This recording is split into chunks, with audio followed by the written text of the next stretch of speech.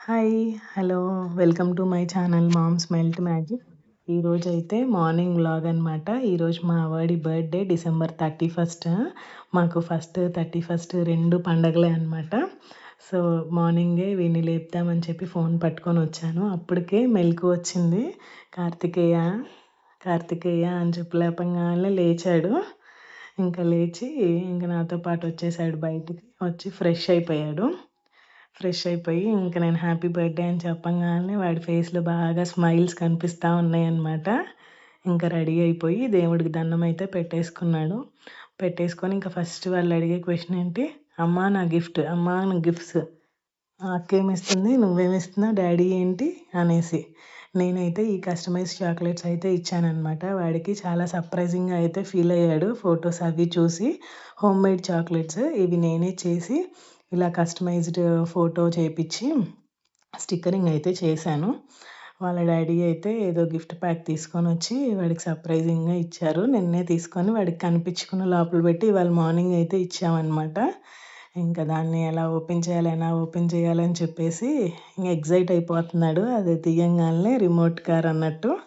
ఇలాంటివి 2, 3 కొనిపెట్టాము. బట్ ఇంకా వాళ్ళకి అట్లాంటియే ఇష్టం కదా! ఎప్పుడు తీసుకున్నా వాడికి ఇంకా ఫుల్ హ్యాపీగా వాళ్ళ అక్క హెల్ప్ తీసుకొని మొత్తం అయితే తీసేసాడు. తీసేసి ఇంక అది కనెక్ట్ చేసేసి ఇంకా బాగా ఆడుకోవడం అయితే స్టార్ట్ చేశాడు మార్నింగ్. వాడి బర్త్‌డే రోజైతే స్కూల్ లేదనమాట. 31 డిసెంబర్ కదా! హాలిడే ఇచ్చారు పిల్లలకి స్కూల్‌లో. సో, 30థ్ చాక్లెట్స్ అయితే పంచేసి వచ్చాడనమాట స్కూల్‌లో. మా పాపకు కూడా గిఫ్ట్ తీసుకున్నాము. ఎందుకంటే వాడికి తీసుకొని ఇంకా తనకి తీసుకోకపోతే మళ్ళీ బాగుండదని చెప్పి ఆమెకు ఒకటి కూడా తీసుకున్నాం. పాపకు కూడా ఒకటి తీసుకున్నాము. ఇంకా నేనైతే ఇక్కడ కేక్ చేయడానికైతే రెడీ అయిపోయాను. యూట్యూబ్‌లో చూసి నేర్చుకున్నాను. చాక్లెట్ పేస్ట్రీ కేక్ చేద్దామని చెప్పి అనుకున్నాననమాట. సరే ఇంకా గోధుమ పిండితో చేద్దాము. లాస్ట్ టైం ఒకసారి మా వారి బర్త్‌డేకి అయితే చేశాను. మంచిగానే కుదిరిందని అనిపించింది. అప్పుడైతే మైదా పిండి, షుగర్ వేసి చేశాను. ఇప్పుడైతే గోధుమ పిండి, బ్రౌన్ షుగర్ వేసి ట్రై చేశాననమాట. ఎలా వచ్చిందో మీరు వీడియో చివరి వరకు చూడండి. మీకు కూడా తెలుస్తుంది. చూసేటప్పుడు ఎవరికైనా అనిపిస్తుంది ఏదైనా ఈజీ అనిపిస్తుంది కదా! చేసేటప్పుడే దాంట్లో ఉన్న కష్టం అనేది తెలుస్తుంది. నేను కేక్ చేయడం ఈజీ కదా అని చెప్పేసి నెంబర్ ఆఫ్ వీడియోస్ చూసేసి స్టార్ట్ చేశాను. స్టార్ట్ చేసిన తర్వాతే అనిపించిందనమాట ఇది చాలా టఫ్ అని చెప్పేసి. వీడియో తీస్తూ చేయాలి అని అంటే ఇక ప్రతి యూట్యూబర్ ఎంత కష్టపడుతున్నారో అని అనిపిస్తుంది. ప్రతిదీ వీడియో తీస్తూ మనం చేయాలి అని అంటే చాలా టఫ్ జాబ్ అనమాట. ఇక్కడైతే బ్రౌన్ షుగర్ మిక్సీ వేసేసుకొని బ్రౌన్ షుగర్లోకి మెల్టెడ్ అది వేసేసుకున్నాను. మెల్టెడ్ బటర్ అయితే వేసేసుకున్నాను. ఇంట్లో చేసిన బటర్ అనమాట. అందుకే అది వైట్ కలర్లో కనిపిస్తుంది. సో మెల్టెడ్ బటర్ అయితే వేసేసుకొని బాగా అది కొంచెం షుగర్ అనేది బాగా కరిగిపోయే వరకు కలుపుకున్నాను. తర్వాత లైట్గా కొంచెం ఒక హాఫ్ గ్లాస్ మిల్క్ అయితే పోసేసుకున్నాను. ఇది ఫ్రిడ్జ్లోవి కాదు, మార్నింగ్ కాచి ఆరబెట్టుకున్న పాలు. అవి కూడా గిన్నెలోకి పోసేసుకొని ఫుల్గా బాగా తిప్పేసుకున్నాను.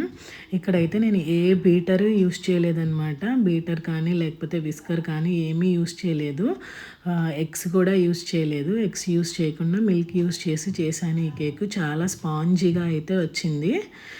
ఇప్పుడు వెనిలా వేస్తున్నాను అనమాట. ఎసెన్స్ కొంచెం ఎసెన్స్ వేసుకుంటేనే మనకి టేస్ట్ కూడా తినేటప్పుడు బేకరీ స్మెల్ వస్తూ ఉంటుంది. పిల్లలు కూడా ఇష్టపడతారు. ఇంకా స్లోగా గోధుమ పిండి జల్లించుకొని పెట్టుకున్నాను కదా, గోధుమ పిండి కొంచెం baking powder, baking soda, milk powder కూడా వేసాను కొంచెం ఒక స్పూను. అదంతా జల్లించుకొని 2 టైమ్స్ వేరే దాంట్లో పెట్టుకున్నాను. అది కలుపుకుంటూ ఒక్కొక్క 2 స్పూన్స్ యాడ్ చేసుకుంటూ మంచిగా కలిపేసుకోవాలి. ఎక్కడ ఉండలు అది లేకుండా, గట్టిగా లేకుండా మంచిగా అయితే మిక్స్ చేసుకోవాలి. నేను వీడియోలో చూపిస్తున్నట్టుగా. ఈ పేస్ట్రీ కేక్ అయితే నేను సెకండ్ టైం అనమాట చేయడం. ఫస్ట్ టైం మా హస్బెండ్ బర్త్డేకి చేశాను. పర్వాలేదు, ఫస్ట్ టైం చేసినా మంచిగానే వచ్చింది అని అనిపించింది. ఎందుకంటే నేను ఎక్కడ కోర్స్ అయితే తీసుకోలేదు కదా, యూట్యూబ్లోనే జస్ట్ చూసి అవి అన్నీ కొనుక్కొని ట్రై చేస్తున్నాను అనమాట. 4 సార్లు ట్రై చేస్తే వస్తుంది కదా, ఎప్పుడన్నా పిల్లలు తినడానికైనా చేసుకోవచ్చు అన్నట్టు ట్రై చేశాను. కోకో పౌడర్ కూడా వేసుకోవాలండి దీంట్లో, ఎందుకంటే చాక్లెట్ కేక్ కాబట్టి డార్క్ చాక్లెట్ అయినా వేసుకోవచ్చు. నేను ఇంకా కోకో పౌడర్ మిక్స్ చేసి కోకో పౌడర్ అయితే వేశాను. ఇంకా ఓవెన్లో పెట్టేశాను. 15 మినిట్స్ ఓవెన్లో పెట్టేశాను 180 డిగ్రీస్లో. మంచిగా అయితే బేక్ అయిపోయింది. అదిగోండి చూడండి, మంచిగా అయితే బేక్ అయిపోయింది. పైన కొంచెం హార్డ్గా అయితే అనిపిస్తుంది నాకు ఎందుకో. ఓవెన్లో చేసిన కేక్స్ నాకు కొంచెం పైన హార్డ్గా అయితే వస్తుంది. మీకు ఎవరికైనా టిప్స్ తెలిస్తే నాకు కామెంట్లో చెప్పండి. ఎప్పుడు మామూలుగా నార్మల్ కేక్ చేసినా పైన కొంచెం గట్టిగా అయితే వస్తుంది, మళ్ళీ లోపలంతా మెత్తగా మంచిగానే ఉంది. ఇంకా బయట విప్పింగ్ క్రీమ్ అయితే తెచ్చాను. విప్పింగ్ క్రీమ్ అయితే తెచ్చి మొన్న హాఫ్ అయితే వాడేసాను అనమాట. మా ఆయన బర్త్డేకి, ఇప్పుడేమో మా అబ్బాయి బర్త్డేకి అని చెప్పి హాఫ్ ఫ్రిడ్జ్లో పెట్టేశాను. ఒక ఫుల్ ప్యాకెట్ తీసుకొని వచ్చాను. ఇక అది విస్కర్ యూస్ చేసి బాగా బ్లెండ్ చేసుకుంటున్నాను. కంపల్సరీ మన ఈ విప్పింగ్ క్రీమ్కి బీటర్ కావాల్సిందేనండి. చేత్తో చేసుకుంటే ఇంత మంచిగా అయితే అది ఫామ్ వచ్చి రాదు. మంచిగా రాకపోతే ఊరికే మెల్ట్ అయిపోతుంది. దీంట్లో నేను ఎక్స్ట్రా షుగర్ పౌడర్ ఏమీ యూస్ చేయలేదు. చాలామంది దీంట్లో కూడా షుగర్ పౌడర్ వేస్తున్నారు, బట్ నాకు అంత నీడ్ అనిపించలేదు. సో నేను ఆల్రెడీ అది నేను టేస్ట్ చేశాను, కొంచెం తీయగానే అనిపించింది. ఓకే, ఇంత తీయగా ఉంది చాలు అని చెప్పేసి అది బాగా బ్లెండ్ చేశాను. ఇట్లా గిన్నె రివర్స్లో పెడుతున్నా కూడా అది ఏమీ జరగట్లేదు. అంతవరకు తీసుకోవాలి. తర్వాత ఇది ఓవెన్ నుంచి తీసుకున్న తర్వాత బాగా కూల్ చేసుకోవాలి ఈ కేక్ని. కూల్ చేసుకున్న తర్వాత 3 ఈక్వల్ పార్ట్స్గా అయితే చేసుకున్నాను అనమాట. వీడియోలో కనిపిస్తుంది కదా, అలా 3 ఈక్వల్ పార్ట్స్గా చేసుకున్నాను. నా దగ్గర కేక్ రొటేటర్ టేబుల్ లేదు కదా, సో అందుకని చెప్పి ఇలా అయితే దాన్ని అడ్జస్ట్ చేసుకున్నాను. ఇంట్లో ఉన్న దాంతోనే నా ఐడియాతో చేసుకున్నాను. కేక్ బేస్ అయితే దాని మీద పెట్టేసుకొని కొంచెం విప్పింగ్ క్రీమ్ అయితే వేసేసుకుంటున్నాను కింద, లేదంటే అది స్టిక్ అయిపోతూ ఉంటుంది అనమాట.